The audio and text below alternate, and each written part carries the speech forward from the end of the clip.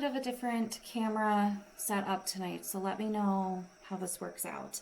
Anyway, hey, welcome back. My name is Maggie. Tonight we're going to be going over my April budget. So this is my budget recap video. I like to do these after the month has closed out.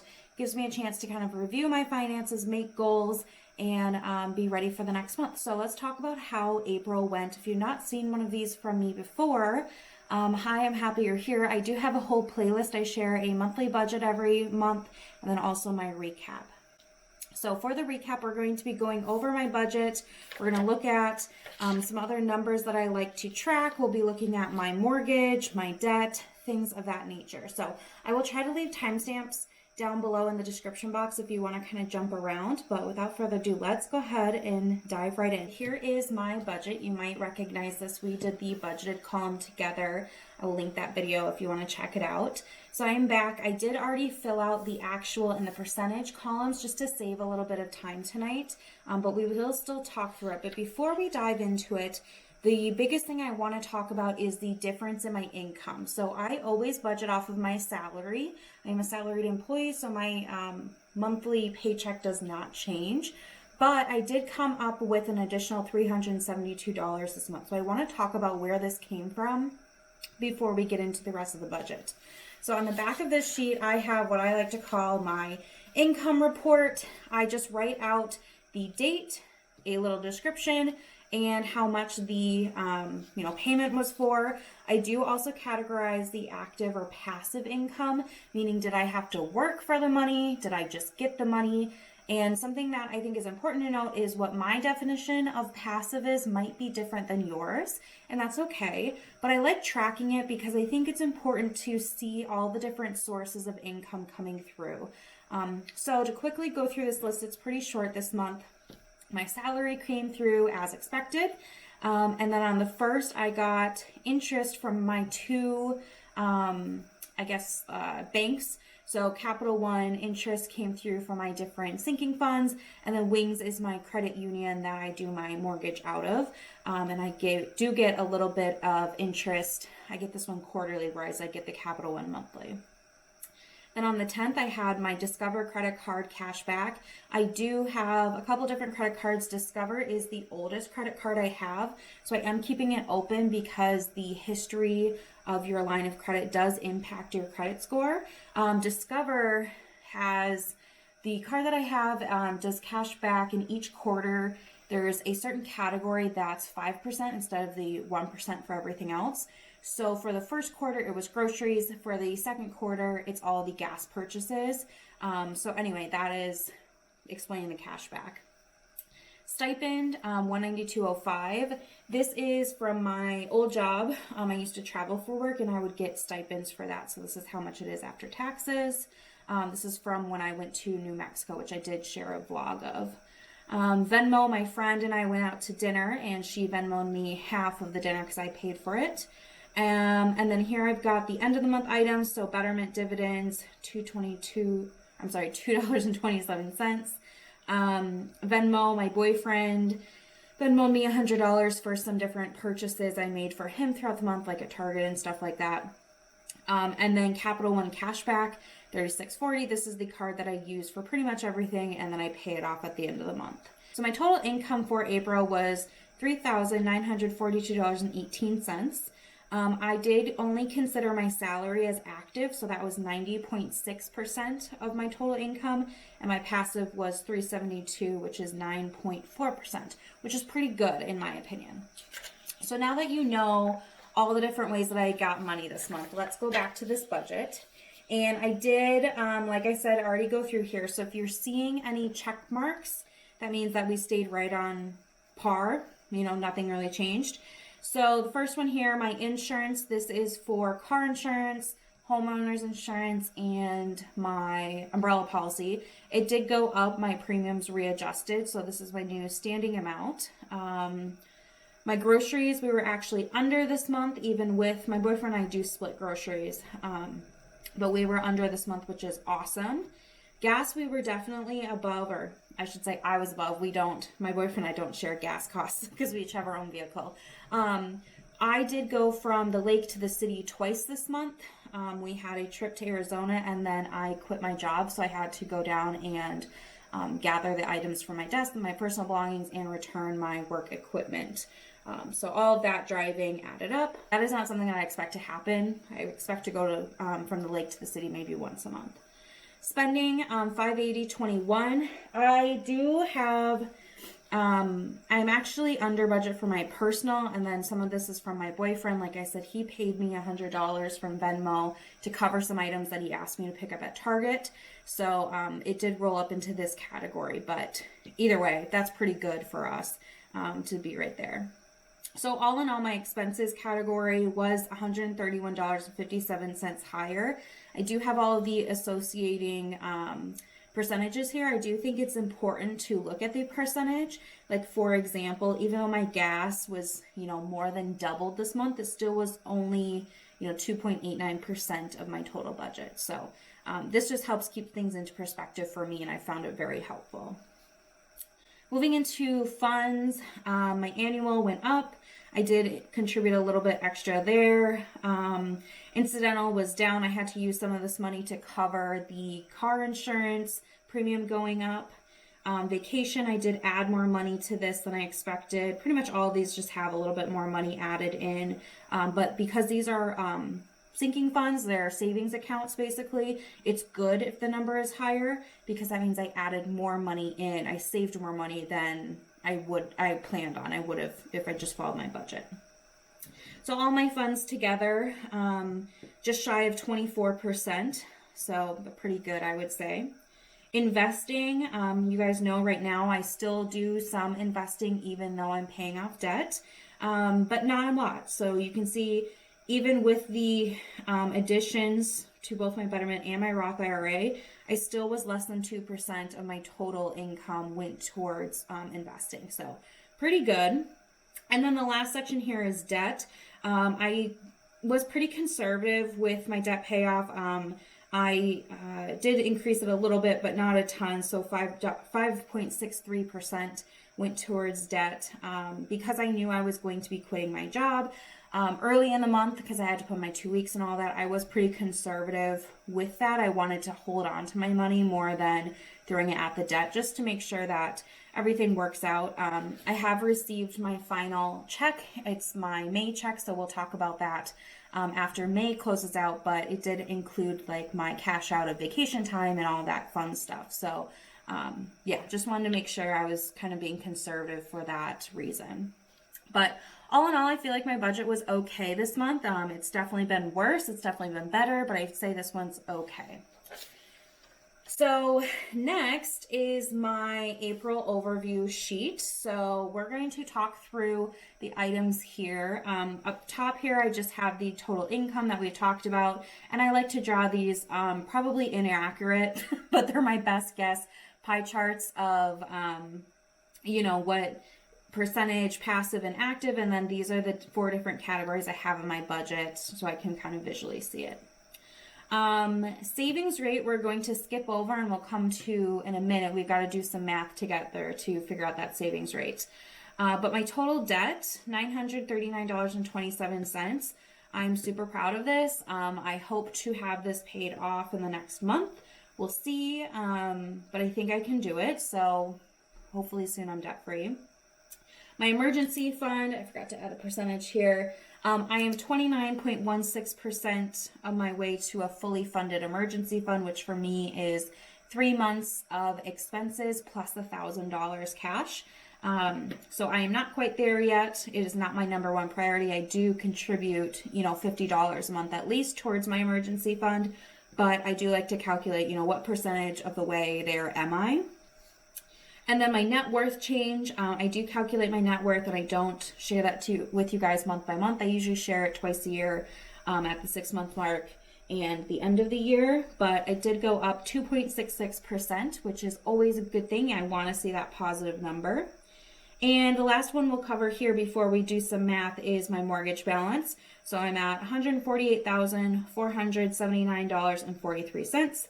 I've paid off 7.2% of my original mortgage loan. And then this is kind of like a made up calculation that I do, but I own 25.76% of my house. Basically how I get this number is I take my purchasing price of my home minus my mortgage balance to see how much like equity I have in the house. That is a loose estimation because my house could be valued more or less. I just take from the purchasing price because that's, something that's a little bit more solid. So take that for what it is, but it's just something that I track each month. So let me flip this sheet over. Let's talk about the sinking funds before we do my savings rate. So I do list out some of my sinking funds here that will talk about what came in or out. So first one, annual, I'm at 188.11. This did go down significantly. April is my big heavy hitter for my annual sinking fund because my home warranty comes out of that. I do have a home warranty for my townhouse. The cost of it does increase every year, so I'm starting to wonder if it's worth it or not, but it has been really valuable.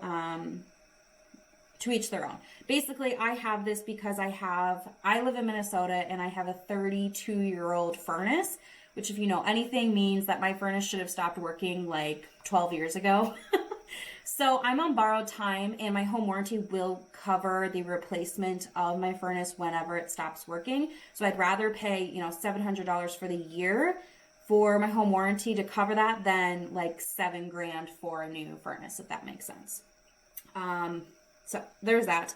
Also, I have a Capital One credit card and it does have an annual fee of $39. So that came around in April.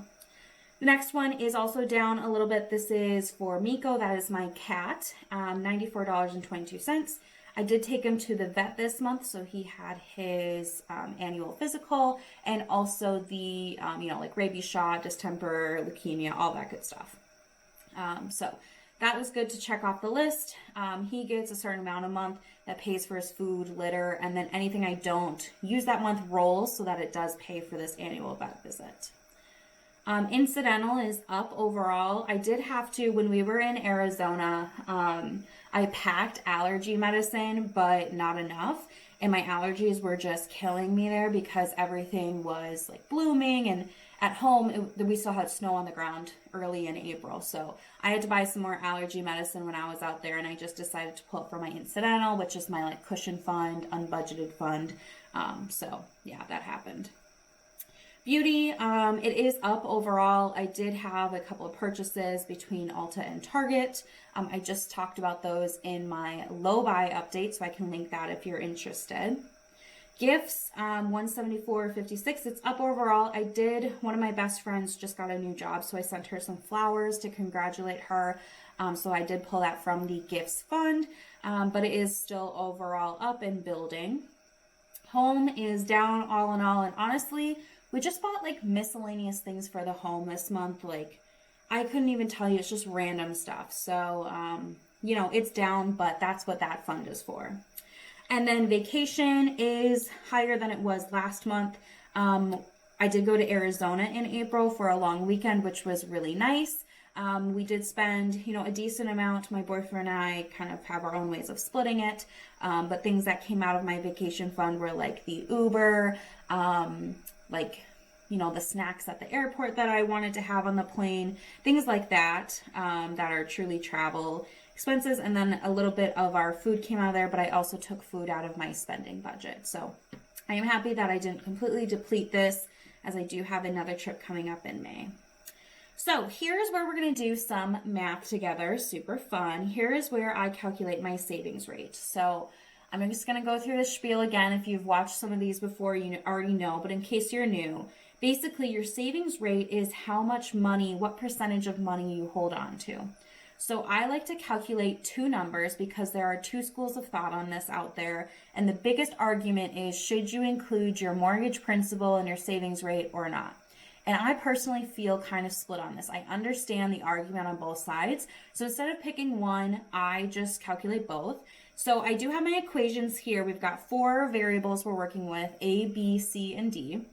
So A is up here, and that is the total funds. So basically this is how much money you have in all of your different bank accounts. So I take my closing balance of April minus my closing balance of March. So here I've got them, and I actually had less in April than I did in March. So I came up with a negative number. So I'm negative 768.47, which this is going to happen from time to time. And this happened because I had to pay my home warranty, which is $700 in itself. And then, I don't know, a few other things probably, like that vet visit. But this is what's going to happen with sinking funds, is some months you're building them, and then you get to the point where you spend them. So another example is Christmas. You're going to build it throughout the whole year, and then when November and December comes around, you're going to spend that money. That's what it's there for. It's not an emergency fund or something that you're saving for a long period of time. It's something that's helping you cash flow. So it is okay to have this negative number. You just need to be able to understand why, in my opinion. And I understand why for April. Like I said, I had higher annual and vet visits. So all that to say, my letter A for April is negative 768.47. Letter B is for investing. So I have two columns here, what I contributed and what I earned, because I do like to track those separately. But altogether, $56.47. And then here I've got my mortgage principal, again, how much I actually paid towards equity in my home, towards lowering that balance, instead of towards the interest that my credit union is charging me. And then lastly, D is my total income, which we talked about this number earlier in this video. So I have some of the math written out, but we just need to actually do the math together. So I'm going to pull up my calculator here, and we're going to do with the mortgage first. So hopefully you can see this okay. So I've got negative 768.47 plus positive 56.47. plus 334.52, and that gives me a negative 377.48. And I'm going to put this number over here. Okay, so now I'm going to take this number and divide it by my total income, which is 3942.18. And I multiply it by 100 to get my percentage. So I'm at a negative 9.57% this month. So we're going to do the same thing over here, and the only difference is I'm not adding that $334 in because I'm not including the mortgage principal. So we've got negative 768.40, negative 768.47 plus 56.47. So this gives me a negative 712. Bring this down here, so negative 712 divided by 3942.18 and multiply by 100, which gives me a negative 18.06% savings rate. So I do like to put those numbers on my overview sheet here, so let me just write those in really quick. Okay. So since we were talking about mortgage, I wanted to go through my amortization schedule. I did not film this last time. Apologies there. I had issues. Well, I did film it, but it just didn't work out. And I also kind of screwed up last time, so we'll talk through that here. But basically, I will leave a link down below. You can print off one of these or have it in like an Excel spreadsheet. But basically, you put in your loan terms, and it tells you for each month what you are scheduled to pay in interest, principal, and what the remaining balance is. So this is for my mortgage. But like I said, you could do this for a car loan, anything like that. So I personally am making one additional mortgage payment a year. And so how I'm doing that is I take the total amount that I pay each month without the escrow, so without the property taxes and stuff like that in there. So just what I pay in interest and principal added together. So for me, that is $752.28. And then I divided that by 12 months because I pay my mortgage one time a month. So when I divide $752.28 by 12, I get $62.69. So what I do is I take my mortgage amount that's due each month and I actually add $62.69 onto it, which for me, $62.69 doesn't feel as expensive anymore, you know? But I add that on to what I pay each month so that throughout the entire year, I'm going to make one additional mortgage payment. And that has significantly helped me roll forward in my schedule here. So I want to share with you where we're at. So For April 2021, I was scheduled to pay $489 in interest this month. I only actually paid $480.55, which, is $8 and some change, but that's going to compound, that adds up each month I'm saving. I was scheduled to only pay $263 towards my principal, but I actually paid $334.52 towards my principal. So that's awesome. My balance was scheduled to be $151,281, but I'm actually at $148,479.43 like we talked about. So I actually did kind of screw up and get a month ahead in my highlighting last time. It was just a weird timing thing, but I highlight once my actual balance that I write in surpasses the scheduled balance. So I'm actually on the next page. So I am through February 2022 because 148,479 is not quite 148,331. So I don't highlight until I surpass it. But that means if I count here, so on my first sheet I've got 1, 2, 3, 4, 5, 6, 7, 8, 9, 10. I'm 10 months ahead on my mortgage right now. So I'm 10 months further along than I previously was scheduled. That doesn't mean that I get to skip out on paying my mortgage for 10 months. It doesn't work that way.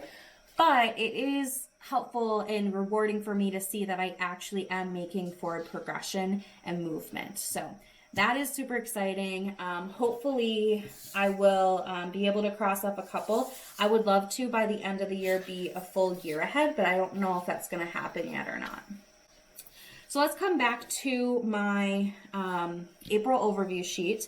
I like to end these videos with my highs, lows, and goals. So starting with my highs, I was under my grocery budget, which is awesome. My spending budget was okay. It definitely has been a lot higher in the past, so I'm pretty happy with where it is.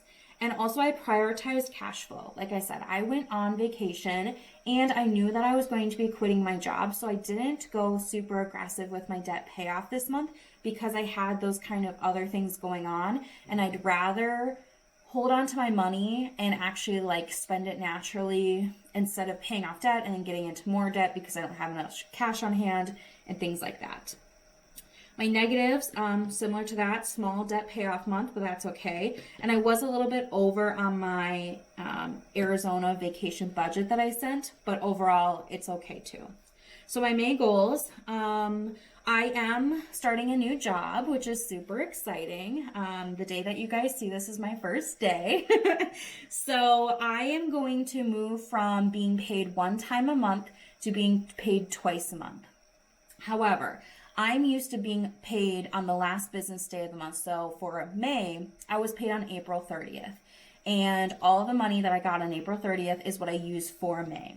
So in May, I'm going to get 2 paychecks, but I want to stay on the same kind of budgeting cycle I've been on, like 1 month ahead budgeting. So when I get my 2 paychecks in May, I'm actually going to hold on to them and then use them to pay for June so that I'm still a month ahead and I have all of the money set aside so that at the beginning of the month, I'm starting fresh. So that's what I mean by here of holding new checks to keep a month ahead. And then I also have another weekend trip coming up. We're going to New Orleans. And so I do have a vacation budget set for that. And I'd really love to stay within that vacation budget. So that is going to be my other goal here. And then the last one, I guess I didn't even write out, but be debt free by June 1st. That is going to be a big goal. So anything extra that comes through, I would like to try to put towards debt throughout the month. Good thing my New Orleans trip is early in the month, so I can kind of go on that trip, try my best to stay within my budget and see maybe if I have extra vacation money I can put towards debt. That is going to be my goal by June 1st to be debt free. So I really need to focus in May to make that happen. I would love to know from you guys, what were your highs and lows from April? What are your goals for May? Give me a little check-in down below in the comment sections. I do love hearing from you guys. But that's going to be it for me. I hope you really enjoyed. I enjoy filming these and sharing with you guys. So that's going to wrap it up for me today. Thanks again for watching. I'll see you guys in my next one.